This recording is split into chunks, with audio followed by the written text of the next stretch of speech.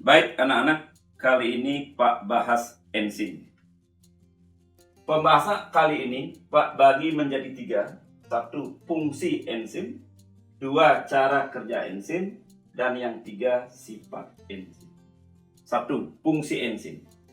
Enzim berfungsi sebagai biokatalisator. Biokatalisator artinya enzim dapat meningkatkan laju reaksi kimia. Enzim dapat mempercepat penyelesaian suatu reaksi kimia. Nah, bagaimana cara enzim mempercepat penyelesaian reaksi kimia? Dengan menurunkan energi aktivasi. Ini ilustrasinya. Nah, ini ada grafik di mana yang atas ini menunjukkan grafik reaksi kimia yang berjalan tanpa enzim. Nah, jadi itu adalah grafik yang berjalan tanpa enzim.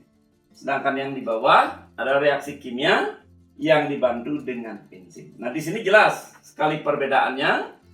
Reaksi kimia tanpa enzim itu memerlukan EA, energi aktivasi, yang lebih banyak dibandingkan dengan energi aktivasi dari suatu reaksi kimia yang dibantu enzim. Jadi ini reaksi yang dibantu enzim. Kemudian yang kedua, dari segi dimensi waktu. Reaksi yang tidak dibantu enzim memerlukan waktu lebih lama, lebih panjang. Sedangkan reaksi yang dibantu enzim atau katalis berakhir lebih cepat. Nah, itulah fungsi enzim. Kedua, cara kerja enzim. Nah, cara kerja enzim ini, cara kerja enzim ada 2 teori. 1, teori gembok dan kunci. 2. Teori kecocokan induksi. Menurut teori gembok dan kunci dijelaskan bahwa antara enzim dengan substrat merupakan pasangan yang khas. Jadi antara enzim dan substrat merupakan pasangan yang khas, tidak tergantikan. Ibarat kunci dengan gembok, tidak bisa tergantikan. Nah, ini ilustrasinya. Di sini ada enzim yang berbentuk seperti ini. Nah, sebuah enzim itu ada sisi aktif, namanya sisi katalitik, dan sisi yang tidak aktif atau allosterik. Nah, kemudian bentuk substratnya seperti ini. Nah, jadi bentuk substrat seperti huruf E ini hanya cocok dikatalis oleh enzim seperti ini. Jadi antara enzim dengan substratnya ini merupakan pasangan yang tidak tergantikan.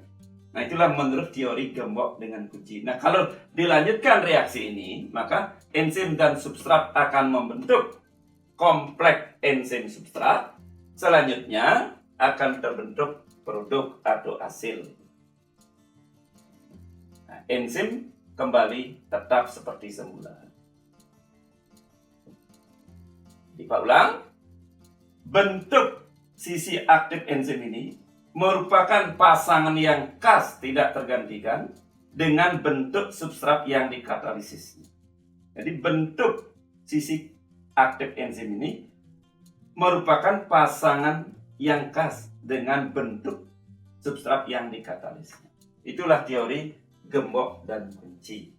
Nah, kalau teori kecocokan induksi dijelaskan bahwa sisi aktif enzim ini fleksibel. Artinya, bentuk sisi aktif ini berubah-ubah menyesuaikan dengan bentuk substrat. Sehingga satu enzim ini akan bisa mengkatalisis lebih dari satu substrat. Karena apapun bentuk substrat, enzim ini bisa menyesuaikan bentuknya. Nah, jadi seperti ini bentuk awal. Nah, setelah ketemu substrat seperti ini, maka enzim berubah bentuk aktifnya menyesuaikan dengan substrat. Sehingga terjadilah kompleks substrat seperti ini. Dan kemudian setelah katalis berlangsung, terbentuk produk atau hasil dan enzim seperti bentuk semula. Nah, ini teori kecocokan induksi. 3. Sifat enzim. Pertama, sifat enzim yang pertama adalah spesifik. Nah, apa arti kata spesifik? Spesifik artinya setiap enzim memiliki substrat tertentu. Satu enzim memiliki satu substrat. Tidak bisa enzim yang sudah mengkatalisis substrat tertentu itu untuk mengkatalisis yang lain. Contoh, amilase hanya bisa mengkatalisis amino. Protease hanya bisa mengkatalisis protein. Demikian juga maltase hanya bisa mengkatalisis maltosa. Jadi setiap enzim memiliki substrat tertentu. Sehingga ada istilah satu enzim, satu substrat. Satu gen, satu enzim. Jadi khas, spesifik. 2, reversible. Nah, reversible ini artinya enzim dapat bekerja bolak-balik. Contoh, lipase. Misalnya dia mengkatalisis lemak menjadi asam lemak dan gliserol. Pada saat tertentu nanti bisa mengubah asam lemak dan gliserol menjadi lemak kembali. Jadi lipase ini bisa mengubah lemak menjadi gliserol dan asam lemak, dan bisa juga mengubah kembali gliserol dan asam lemak menjadi lemak kembali. Itu namanya reversible, bolak-balik. 3. Nah, secara struktur enzim itu sebagian besar disusun oleh protein. Maka sifat-sifat enzim tidak bisa lepas dari sifat-sifat protein, seperti sebagai keluid. Nah, artinya dalam larutan enzim itu membentuk keluid. Nah, sifat ini akan menguntungkan enzim karena akan lebih banyak dapat bersentuhan dengan substrat. Yang kedua, dipengaruhi oleh pH dan suhu. Nah, jadi dalam aktivitasnya enzim yang dibentuk oleh protein itu sangat tergantung oleh pH dan suhu. Nah, jadi setiap enzim akan memiliki kisaran optimum. Artinya apa? Setiap enzim akan bekerja baik pada pH tertentu. Jadi antara enzim yang satu dengan enzim yang lainnya juga memiliki kisaran pH yang beda-beda tertentu. Nah, begitu juga suhu. Juga setiap enzim memiliki kisaran suhu tertentu. Nah, mengapa dia sangat tergantung oleh suhu? Nah, nanti ini juga bisa dijelaskan. Pada suhu tinggi, enzim akan mengalami kerusakan struktur atau denaturasi. Demikian juga pada suhu rendah, enzim akan mengalami koagulasi, sehingga keaktifannya akan berkurang. Nah, itulah yang dimaksud dengan mengapa enzim dipengaruhi oleh pH dan suhu. Sebagai ilustrasi, nah ini ada grafik hubungan enzim dengan suhu.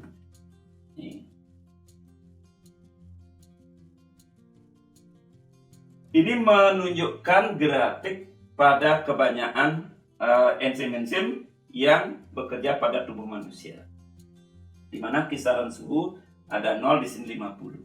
Nah, aktifnya enzim pada tubuh manusia, jadi optimumnya umumnya enzim-enzim pada tubuh manusia itu ada di suhu 35 derajat Celcius. Jadi 35, 36, 37 itu merupakan kisaran yang optimum untuk enzim-enzim pada tubuh manusia. Nah, kemudian pH. Di sini grafik menunjukkan pepsin, petialin, tripsin memiliki kisaran optimum pH yang berbeda. Pepsin memiliki optimum pH 2, asam. Nah, kita ketahui pepsin ini bekerja di lambung. Di lambung ada ACR, asam klorida, asam lambung. Yang jelas, kondisi lambung ini adalah sangat asam. Sehingga enzim yang dihasilkan pada lambung, seperti pepsin, bekerja pada suasana asam. Optimumnya pada pH 2. Nah, kemudian petialin. Petialin ini kita ketahui bekerja di rongga mulut. Nah, di rongga mulut ini berkisar netral, 7 sampai 7,5. Kisarannya petialin ini bekerja optimum di kisaran 7 sampai 7,5. Rongga mulut netral. Tripsin, nah tripsin ini bekerja di usus halus. Kisaran optimum pH-nya ada sekitar 8, di mana tripsin ini adalah hasil dari pankreas. Nah, dihasilkan di pankreas, kemudian disalurkan ke usus halus duodenum. Nah, di mana pankreas juga menghasilkan yaitu natrium bikarbonat yang bersifat basa, sehingga suasana usus menjadi basa.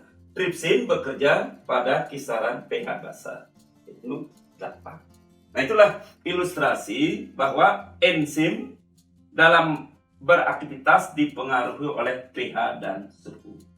Nomor 4, enzim diperlukan dalam jumlah yang sedikit. Mengapa diperlukan dalam jumlah sedikit? Karena untuk mengkatalisis suatu reaksi tidak perlu banyak enzim. Satu molekul enzim sudah bisa menyelesaikan suatu reaksi kimia. Jadi satu molekul enzim sudah bisa menyelesaikan suatu reaksi kimia, sehingga tidak diperlukan banyak. Nah, alasan kedua mengapa diperlukan sedikit, karena enzim itu bisa digunakan berulang-ulang. Untuk reaksi yang sama, untuk enzim yang sama, bisa digunakan berulang-ulang. Karena, nah ini, sebelum dan sesudah reaksi, struktur dan fungsi enzim tetap, sehingga bisa digunakan berulang-ulang. Makanya diperlukan dalam jumlah yang sedikit. Nomor 5, tidak memengaruhi keseimbangan reaksi. Apa artinya? Nah, begini. Enzim itu kita kembalikan ke konsep awal, berfungsi sebagai biokatalisator. Sebagai biokatalisator, dia mempercepat laju reaksi kimia dengan cara menurunkan energi aktivasi. Enzim tidak ikut bereaksi. Enzim tidak membentuk zat baru sebagai hasil reaksi. Nah, karena kondisi-kondisi itulah, maka enzim tidak memengaruhi kesetimbangan reaksi. Nah, itulah bahasan kita kali ini, yaitu yang terakhir ini adalah sifat-sifat enzim. Baik anak-anak, ringkasan yang singkat ini, mari kita uji dengan soal-soal yang sering dihadapi oleh anak-anak kelas 12, yaitu soal-soal masuk perguruan tinggi negeri. Pak kutipkan di sini, contoh soal nomor 1, Pak kutipkan dari SIMAK UI tahun 2010, kode naskah 508, nomor soal 24. Nilai pH optimal untuk sebagian besar enzim adalah sekitar 6-8. Tetapi terdapat perkecualian antara lain. Nah, di sini untuk menjawab SIMAK UI ini cukup dengan grafik ini. Sudah bisa terjawab dengan grafik ini. Nah, di sini ada pernyataan 1, 2, 3, dan 4. Pernyataan 1 dan 2 ini kontradiktif. Nah, ini sangat gampang analisisnya. Bila pernyataan 1 benar, pasti pernyataan 2 salah. Nah, itulah pernyataan kontradiktif. Nah, kita uji. 1. Pepsin bekerja paling baik pada pH 2. Nah, ini konsepnya di sini. Yang benar, pepsin memiliki pH optimum 2. Nah, jadi pernyataan 1 ini benar. Maka pernyataan 2 pasti salah.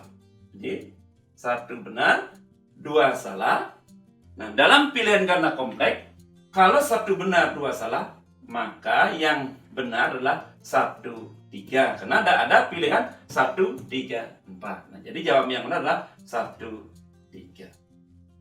Kemudian Pak pilihkan lagi soal SBMPTN 2017, kode naskah 101, nomor soal 58. Pernyataan yang paling sesuai dengan enzim. Ya, jadi pernyataan yang paling sesuai dengan enzim. Nah, 1, molekul protein. Nah, di sini enzim sebagai protein. Jadi pernyataan 1 benar. Nah, Pak tambahkan lagi analisanya. Struktur enzim. Jadi struktur enzim itu dibentuk oleh 2 komponen. 1 berupa protein, namanya apoenzim. Dan yang lagi 1 non protein, itu bisa kofaktor, gugus prostetik, atau aktivator. Jadi yang jelas ada struktur protein. Nah, jadi 1 benar. 2 berperan sebagai reaktan. Salah. Karena enzim berperan sebagai biokatalisator. Jadi kalau satu benar, dua sudah salah, pasti ini pilihnya 1, 3. Tiganya katalis spesifik sudah benar. Jadi di sini katalis spesifik. Jadi soal SBMPTN 2017 ini pilihan yang benar adalah 1 dan 3. Nah kemudian yang ketiga, Pak pilihkan dari ujian masuk UGM 2017 kode naskah 714 nomor soal 72. Nah ini bedanya UGM dengan UI. Kalau UI soal biologi itu ada di nomor yang lebih kecil setelah matematika IPA. Kalau di UMGM terakhir setelah kimia. Nah, jadi itu bedanya. Nah kemudian konsep soal di sini apa? Enzim mampu memfasilitasi reaksi-reaksi kimia dalam tubuh makhluk hidup sehingga berjalan secara efektif. Nah, jadi soal ini adalah apa peranan enzim dalam reaksi kimia. Nah, peranan enzim dalam reaksi kimia adalah sebagai biokatalisator. Sebagai biokatalisator, dia menurunkan energi aktivasi. Nah, jadi kita analisa satu persatu. 1. Menyumbang energi. Jadi peranan enzim menyumbang energi salah. Jadi pilihan 1 salah. Pilihan 2. Mengubah konstanta ekuilibrium. Nah, di sini tidak memengaruhi keseimbangan reaksi. Jadi 2 salah. Nah, kalau sudah 1 dan 2 salah dalam soal pilihan ganda kompleks, tidak ada pilihan 3, 4 benar. Nah, jadi kalau 1, 2 salah, sudah pasti 4 yang benar. Nah, kita baca. Nomor 4, menurunkan energi aktivasi. Nah, jadi fungsi enzim itu adalah sebagai biokatalisator dengan cara menurunkan energi aktivasi. Nah, demikianlah anak-anak pembahasan Pak singkat. Pak harap anak-anak lebih banyak lagi membaca. Sesungguhnya enzim masih ada lagi yang belum Pak bahas, yaitu faktor-faktor yang mempengaruhi kerja enzim. Nah, mudah-mudahan pada kesempatan lain Pak bisa jelaskan, mungkin dalam bentuk voice recorder atau yang lainnya. Ya, sekian. Terima kasih.